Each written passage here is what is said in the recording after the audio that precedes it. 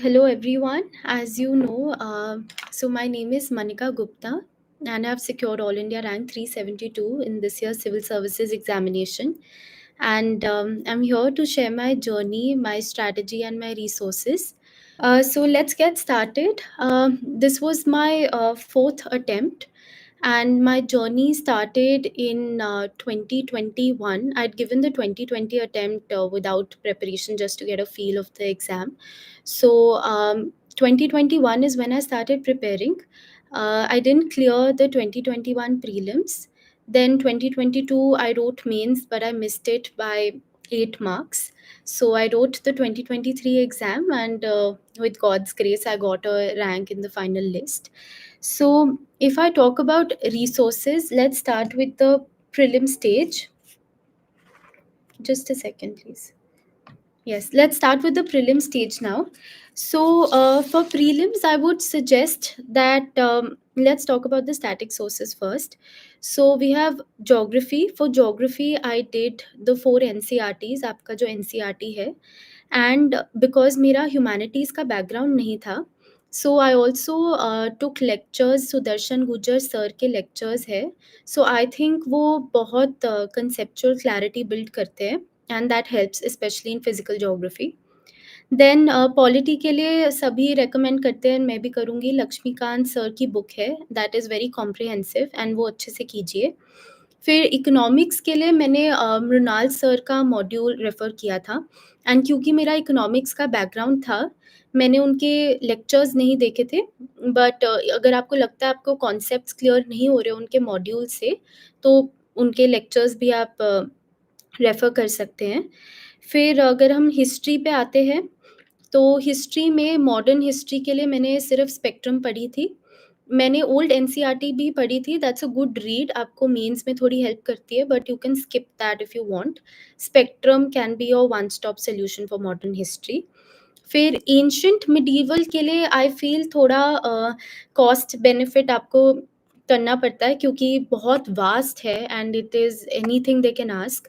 तो मैंने पहले तो ओल्ड एनसीईआरटीज़ करी थी, उसके थोड़े नोट्स बनाए थे, बट पर्सनली मुझे लगा सारी एनसीईआरटीज़ करना मेरे लिए थोड़ा मुश्किल हो रहा था.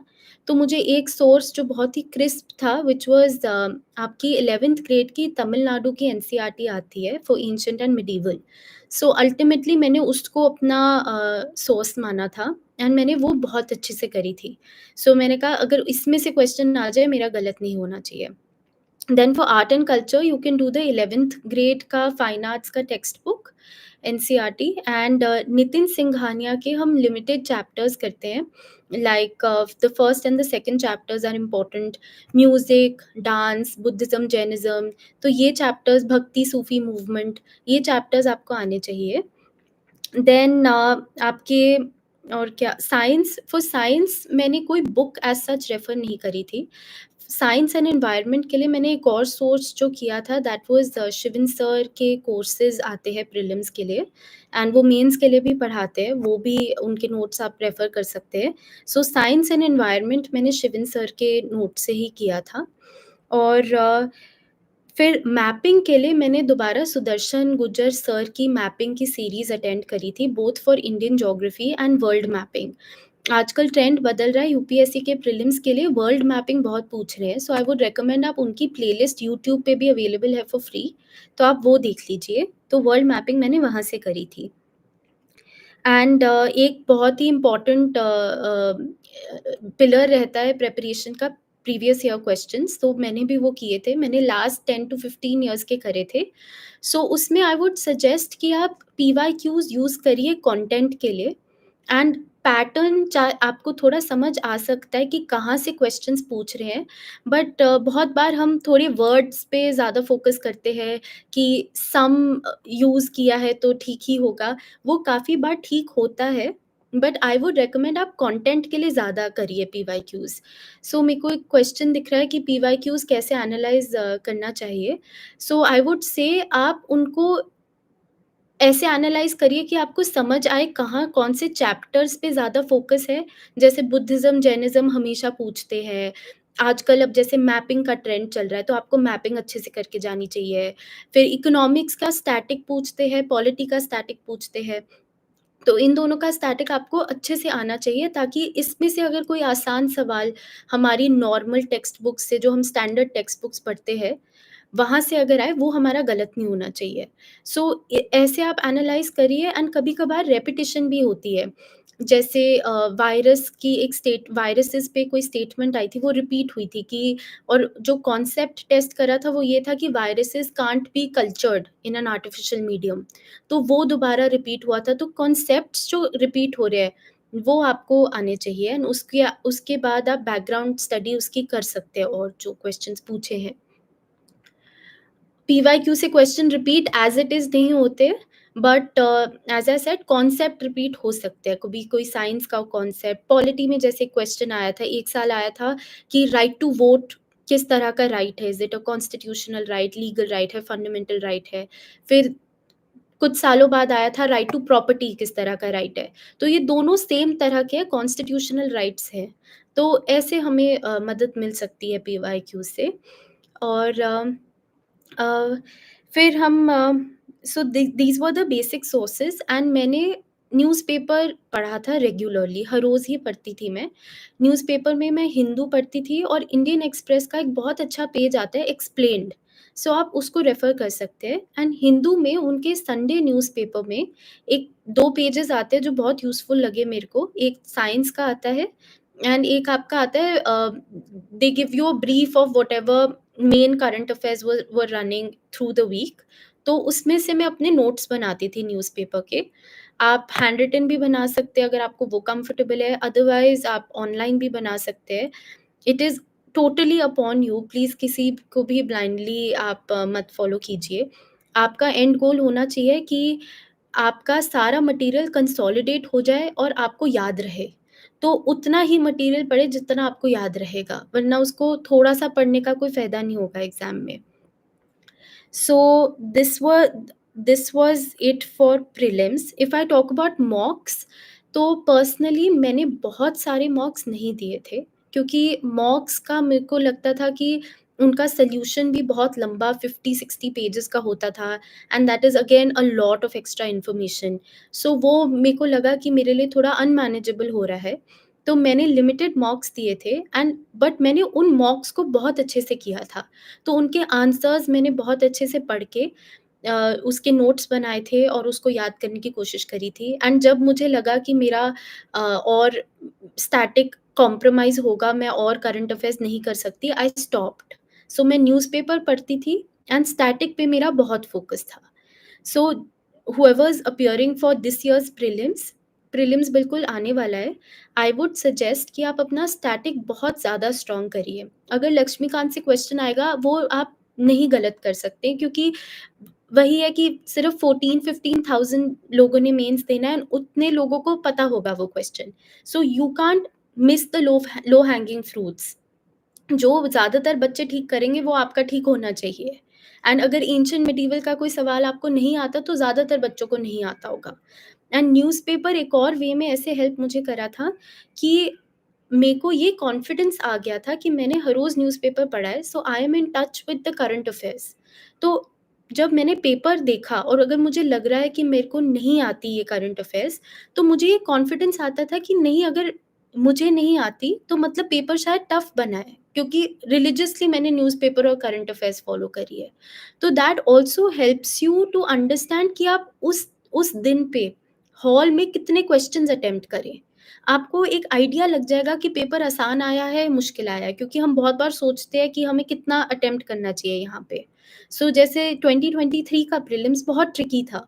तो जैसे ही मैंने पेपर खोला था, आई न्यू ये मुश्किल पेपर है, इसकी कट ऑफ लो जाएगी, एंड वो थोड़ी आपको एग्ज़ाम हॉल में हिम्मत भी देता है कि कुछ नहीं होता, सबके लिए मुश्किल है, तो आप अपना बेस्ट दीजिए। सो इसलिए confidence is very important on your D day, and वो तभी आएगा जब आपको अपनी स्टैटिक सोर्सेज़, और आपको ये कॉन्फिडेंस है कि हाँ, मैंने अच्छे से करंट अफेयर्स फ़ॉलो करी है। So this is it for from my side. Prelims की स्ट्रैटेजी मेरी ये थी। एंड फिर अगर हम मेंस पे आते हैं, मेंस में जीएस 1 में सोसाइटी के लिए मैंने एड सारथी का मटेरियल यूज़ किया था। उनका स्टैटिक सोसाइटी के नोट्स मैंने रेफ़र करे थे एंड करंट अफ़ेयर्स के लिए मैंने राउज़ की मैगज़ीन देखी थी। सो जस्ट अ डिस्क्लेमर, मैंने कोचिंग ऐसे एज़ सच कहीं से नहीं ली है as a foundation batch student, but मैंने डिफरेंट कोचिंग्स के डिफरेंट रिसोर्सेज़ यूज़ किए हैं डिफरेंट सब्जेक्ट्स के लिए, so I will just tell you that. History के लिए मैंने कुछ एक्स्ट्रा नहीं करा था फॉर मेंस, मैंने स्पेक्ट्रम ही पढ़ी थी एंड मैंने दोबारा तमिलनाडु की एनसीईआरटी पढ़ी थी फॉर एंशिएंट, अगर उसमें से क्वेश्चन आता है। देन ज्योग्राफी के लिए बहुत लोग कहते हैं कि चारों एनसीईआरटीज़ इनफ है। इट इज़ इनफ, बट मुझे थोड़ी-सी आंसर राइटिंग में दिक्कत आ रही थी क्योंकि मैं इतनी वेल वर्स्ड नहीं थी ज्योग्राफी की लैंग्वेज के साथ। तो मैंने फोरम आईएएस की एक रेड बुक आती है ज्योग्राफी की, मैंने वो भी रेफ़र करी थी एंड मेंस में ज्योग्राफी के थोड़े एक्स्ट्रा टॉपिक्स होते हैं, तो मेरे वो वहाँ से कवर हो गए थे। Then if we talk about world history, again मैंने फोरम आईएएस की रेड बुक रेफ़र करी थी, बट उसको मैंने बहुत डिटेल में नहीं पढ़ा था क्योंकि पता होता है कि सिर्फ़ 1 या 2 क्वेश्चन्स आते हैं, तो आपको हर टॉपिक का थोड़ा-थोड़ा आइडिया ले लेना चाहिए, ताकि बिल्कुल ब्लैंक ना हो आप वर्ल्ड हिस्ट्री के क्वेश्चन में। देन जीएस 2 पे आते हैं। फॉर जीएस 2 पॉलिटी मेरा लॉ ऑप्शनल है, तो मेरे को थोड़ी हेल्प वहाँ से मिली थी, बट पॉलिटी का एक स्टैटिक सोर्स जो मैंने देखा था और मुझे पसंद भी आया था, दैट वाज़ अगेन एड सारथी का मटेरियल, तो आप वो देख सकते हैं। एंड गवर्नेंस के लिए मैंने विजन आईएएस का मटेरियल यूज़ किया था और इंटरनेशनल रिलेशंस के लिए मैंने आज तक कोई मटेरियल नहीं देखा था, it was only current affairs, तो जो भी कंट्रीज़ इन न्यूज़ में है, अब जैसे इंडिया मालदीव्स रिलेशंस इंपॉर्टेंट बन जाते हैं, इंडिया और पैसिफिक आइलैंड कंट्रीज़ के रिलेशन इंपॉर्टेंट बन जाते हैं, both for prelims and mains. So इस साल के प्रीलिम्स में आपको पैसिफिक आइलैंड कंट्रीज़ की मैपिंग कर लेनी चाहिए, या ऐसी कंट्रीज़ जो न्यूज़ में है और इंडिया के साथ उनके संबंध अच्छे हो रहे हैं या बिगड़ रहे हैं, उनकी मैपिंग, उनके रिलेशंस, उनका हिस्ट्री।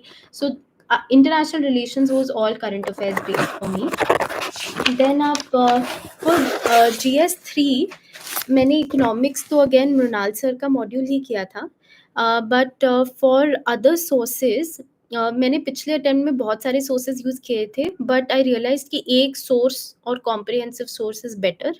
तो आप शिवन सर का जीएस 3 का मॉड्यूल रेफ़र कर सकते हैं। उन्होंने बहुत ही क्रिस्प वे में science and tech, environment, internal security और एग्रीकल्चर कवर किया है, and that can be your base. So once आप उनके नोट्स से बिल्कुल थरो हो जाते हैं, उनकी वन लाइनर्स, उनके बहुत रिविजन मटेरियल भी है, देन आप उसको अपना करंट अफेयर्स के साथ सप्लीमेंट कर सकते हैं। तो एग्रीकल्चर में कोई न्यू न्यूज़ आई है या आपने कुछ नया पढ़ा है जो आपको लगता है आपके यूज़फुल होगा, तो उससे आप सप्लीमेंट कर सकते हैं। और यहाँ मैं एक और चीज़ बोलना चाहूँगी, आपको अपना मेंस का सिलेबस अच्छे से पता होना चाहिए। तभी न्यूज़पेपर पढ़ने का फ़ायदा है, because you will know what to read and कौन-सी चीज़ ज़्यादा अच्छे से पढ़नी चाहिए, एंड वो आप उसका नोट डाउन कर लीजिए डिफ़रेंट जीएस फ़ोल्डर्स के अंदर। फ़ोल्डर्स नहीं भी बनाने तो भी इट्स फाइन, आप एक मास्टर डॉक्यूमेंट भी रख सकते हैं, क्योंकि जब आप पेपर देने जाते हैं, एक ही दिन में 2-2 पेपर होते हैं, तो इतना सेग्रीगेशन और रिविज़न का अलग से टाइम नहीं मिलता हर पेपर के लिए। देन जीएस 4 में एथिक्स के लिए आई रेफर टू फोरम का रेड बुक, एंड एक सुब्बा राव सर की एक बुक आती है एथिक्स पे, वो मैंने रेफर करी थी, एंड विजन आईएएस का केस स्टडीज़ की एक बुकलेट आती है, सो फॉर दैट वो मैंने प्रैक्टिस के लिए यूज़ करी थी, केस स्टडीज़ के लिए। So that is it for GS 4। Then मैं अपने ऑप्शनल पे आती हूँ। सो ऑप्शनल मेरा लॉ था, and I will tell you my resources for that. Constitution पहला पेपर 1 में हमारे 3 सब्जेक्ट्स है। Firstly is constitutional law. So उसमें मैंने अशोक जैन सर की बुक्स आती है, हम उनको कॉमन पार्लेंस में दुक्की बोलते हैं। सो मैंने वो करी थी कॉन्स्टिट्यूशन लॉ के लिए, and for some topics I also refer to VN Shukla sir की book. So that, and administrative law again I refer to Ashok Jain sir books. And international law एक मुझे थोड़ा ट्रिकी एरिया लगा था, क्योंकि उसका सिलेबस काफ़ी ज़्यादा है, एंड एक जगह पे सारे टॉपिक्स नहीं मिलते। सो आई यूज्ड 3 बुक्स मेनली।